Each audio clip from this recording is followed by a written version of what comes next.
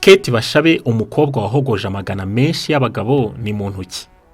Kate Bashabe ni umuntu w'igitsina gore wamamaye cyane ku mbuga nkoranyambaga. Bamwe bamwita indaya y'abaherwe n'abanyepolitiki bakomeye, abandi bakamwita umukobwa uzi gushakisha ntaterwe ubunebwe n'ubwiza bwe, ahubwo akamenya kwirwanaho akoresheje imbaraga n'ubwenge bwe. Abandi batashobora kuba ari intasi ikoreshwa mu ibanga. Abandi bati ni indwanyi yanakozeho imyitozo njyarugamba. Abandi bati byinshi byo mu bucuruzi akora ntago aba ari ibye. Batakorera mu kwaha kw'abandi bacuruzi bakomeye bakamwitirira ubucuruzi bwabo kugira ngo babashe gutera imbere kuko ari icyamamare. Ibi byose bivugwa kuri uyu munyarwandakazi ni bimwe mu byavugwa ku muntu uwo ari we wese w'icyamamare. Hamwe bikaba ari ukuri, ahandi bikaba byaba ibinyoma bihimbwa kubw'inyungu z'abantu runaka. Ariko muri ibi byose harimo kimwe Kate Bashabe ari cyo. Icyo kintu ni ikihe? Kuri iyi nshuro kuri Mwarimu Show twabateguriye icyegeranyo kivuga ku buzima bw'umunyarwandakazi w'icyamamare Kate Bashabe. Njyewe urimo kumva nitwa Kayishunge Etienne.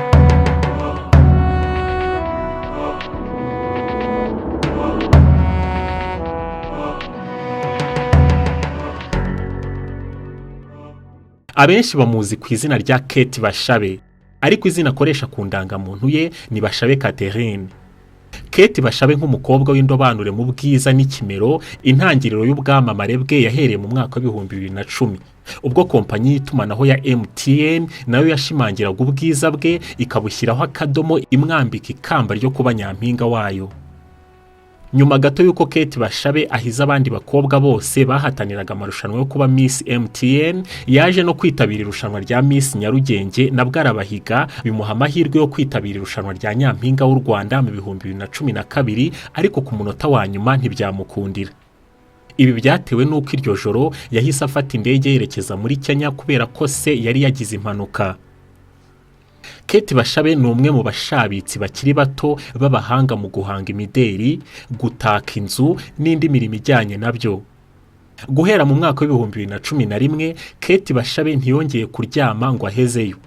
Yahoranaga umutima uhagaze ashakisha inzira zamuvana mu cyiciro cy'abakora bakarindira umushahara w'ukwezi. Kate Bashabe yatangiye urugendo rukomeye mu mwaka wa 2012.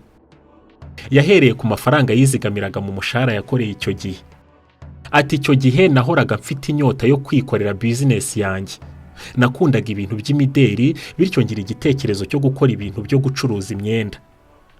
Nari mfite amafaranga nazigamye ku mushahara, ndavuga nti reka nyoherereza umushuti wanjye uba hanze andangurira imyenda. Iby'ubwiza no kwitwa nyampinga yabishyize ku ruhande. Yatangiye acuruza imyenda iciriritse ariko myiza. Nta duka yagiraga, ahubwo yakoraga urugendo rw'amaguru ashakisha abakiriya, yategaga motari uko yabonye inyungu y'umurengera muri duke yacuruzaga. Ibi byose yabikoraga muri ubu buryo ashakisha uko yarundarunda udufaranga ngo azagwize yo gushinga iduka. Inshuti ze n'abandi bamuzi icyo gihe hari abamubonaga bakamuha urw'amenyo, abandi bakamuca intege ko atazabishobora. Ati ntago yari imyenda myinshi cyane ariko yari myiza. Ati icyo gihe natangiye kubwira abantu bose ko natangiye gucuruza imyenda, bamwe bakanseka ariko bakagura, abandi nabo bakantera imbaraga. Yongeraho ati namaze imyaka hafi 2 nkora ubwo bucuruzi bwo gusanga abantu ahantu bari mbashyiriye imyenda. Ati nacibwaga intege nabo mu muryango batangira kumbwira ko ntazabishobora, ariko nkomeza urugendo. Kubwo kwihangana no gushyira umutima ku nzozi ze, mu mwaka wa 2013 yagwije amafaranga yamufashije gushinga inzu y'imideri yitwa Kabash Fashion House. Yaje no gushinga indi nzu yise Kabash House ikoreramo ibintu by'ubukorikori, kudoda imyenda, gukora utubati, ibitanda n'ibindi bikoresho bigezweho byo mu nzu. Ati cyamfashije nuko nabikaga inyungu cyane kuko nifuzaga kuzashinga iduka kandi sinari kubigeraho ntizigamira. Ati ndibuka umwaka wa 2012 urangira, hafi mu 2013 nibwo nafunguye iduka rya Kabash Fashion House. Yatanze imirimo ku bakozi akorana nabo, haba muri Kabash Fashion House, Kabash House n'abo mu makoperative akorana nayo barimo abadoda n'abamufasha mu guha ubwiza inzu n'ibiro by'abakiriya be. Amafaranga yashoye mu mwaka wa 2011 yatangiye kumugeza ku musaruro ufatika, ndetse kugeza ubu abarirwa mu rubyiruko rwibeshejeho, akaba nabasha gukemura ibibazo by'amafaranga bisaba ubushobozi kubamugana. Umuryango we nawo watangiye kwizihirwa n'igishoro umwana wabo agezeho. afite abakozi bakora mu maduka ye bita ku bintu bye umunsi ku munsi. Kate Bashabe yize amashuri abanza n'ayisumbuye ashyiraho na kaminuza arayiga arayirangiza adateze amaboko ubufasha bwa leta akoresheje amafaranga yavuye mu mitsi ye. Yarangije kwiga ndetse ubu yatangiye gufasha abana batishoboye abashyira mu ishuri. Ubu afite abana babiri arera akanakurikirana ubuzima bwabo umunsi ku munsi. Kate Bashabe agira ati ubu mbayeho neza sinkitega moto nk'uko byagendaga mbere nkitangira kwikorera. Ati ubu mbasha kwiyitaho nkigurira imyenda nkasa neza. Umurebye ku maso ubona ko ubuzima bw'abayeho bufite intego kandi ko yatangiye kuyobokwa n'umusaruro w'amafaranga yakoreye. Atuye mu rugo rwiza, afite imodoka ye bwite agendamo. Ubucuruzi bwe butangiye kwaguka ku buryo asigaye akorera ingendo mu mahanga ashakisha ibintu byiza mu kurushaho kureshya abakiriya.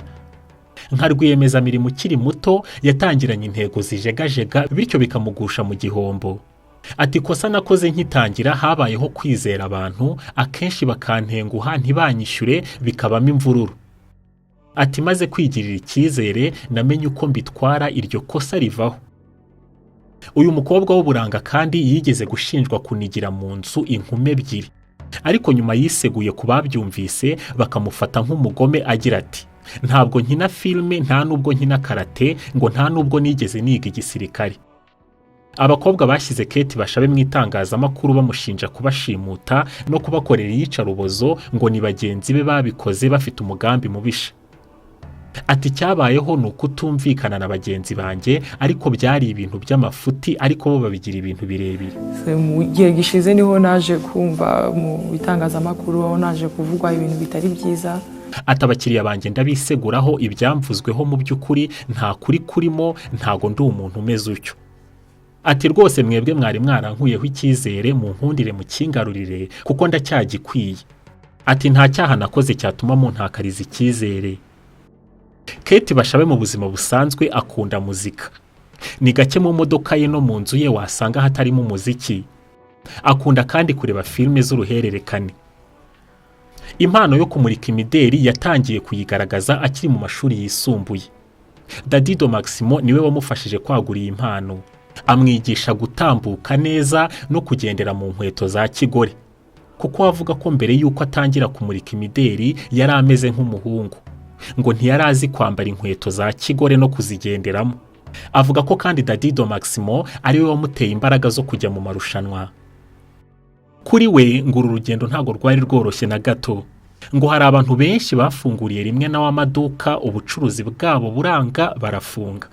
Ngo hari n'abafunguye nyuma ye rwose kandi ari bakuru kumurusha abona ukuntu byabananiye ngo ariko agakomeza kurwanya kugeza igihe atereye imbere. Avuga ko nubwo uru rugendo yaruhuriyemo n'ingorane nyinshi ngo ariko ngo nanone ari urwo kwishimira kuko yarwigiyemo byinshi.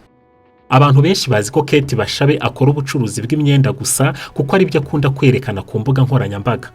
Ariko akora n'ubuhinzi, ubworozi, ibijyanye n'imitungo itimukanwa, gushora mu bibanza n'inzu zigurishwa. Avuga ko kuba mwiza cyangwa kuba umukobwa bitavuze ko hari ibintu utakora cyane cyane iyo uzi icyo ushaka. Avuga ko iyo ushaka amafaranga ushakishiriza ahantu hose kandi buriya umuntu utekereza neza ku bucuruzi yiga isoko akamenya ahantu amafaranga ari kuboneka. Niba ari nko mu butaka akajya mu butaka, niba ari nko mu bworozi akajya mu bworozi n'ibindi nk'ibyo. Ati ntago wakwicara mu myenda gusa ngo kuko ariho abantu bakuzi cyane. Ati uba ugomba gukora ubushakashatsi ukamenya ibintu washoramo amafaranga bikabyara inyungu. Ku bantu bamusebye bavuga ko yicuruza avuga ko kuri we ibi bigomba kubaho. Ati ahubwo umenya bamvuga biki. Ati ntago wakundwa na bose. Ati hari abantu batari bake bumva ko umukobwa ugenda mu modoka ye ufite inzu ye n'amaduka akomeye kandi akiri muto ngo aba afite ibindi bitari byiza akora mu ibanga ngo atari inyungu ziva mu bucuruzi cyangwa mu kandi kazi gasanzwe yaba akora gusa. Kate Bashabe agira ati ibi biroroshye cyane kubigeraho. Ati kandi n'ibitari ibi wakoze cyane wabigeraho kandi biciye mu nzira nziza. Agira ati abantu bavuga n'uburenganzira bwabo ntiwababuza kuvuga. Hari bamwe bemeza ko Kate Bashabe ibi byose yabigezeho kubw'imbaraga ze bitanyuze mu nzira zo kwicuruza. Abandi bati nubwo yaba yicuruza ariko yicuruza mu bwenge kuko hari n'abakobwa beza wabwira ngo bicuruze ariko ntibabashe kugeza no ku cya kabiri cy'ubutunzi agezeho. avuga ko ibi bamuvugaho bitajya bimuca intege na gato, ngo ahubwo bituma akora cyane kugira ngo atazasubira inyuma, bigatuma bamusebyaga babyinira ku rukoma bavuga ko noneho ubuzima bwamunaniye. Kimwe mu bintu abavuga ko yicuruza bashingiraho ngo nuko atajya agaragaza umuhungu bakundana, ariko kuri we avuga ko atakora ikosa ryo kugaragaza umuntu bakundana, ngo azamugaragaza igihe azaba agiye kumwambika impeta ubukwe bwabo buri hafi. Mu bintu yanga umuntu wamwita ngo ni Slay Queen, gusa akanavuga ati ubu se ubundi waheraho unyita Slay Queen. Kate Bashabe avuga ko umugore mwiza kuri we ari umugore uzi gukora akiteza imbere atabanje gutegera amaboko abagabo. Ati umugore mwiza ariyubaha kandi akubahisha umuryango we.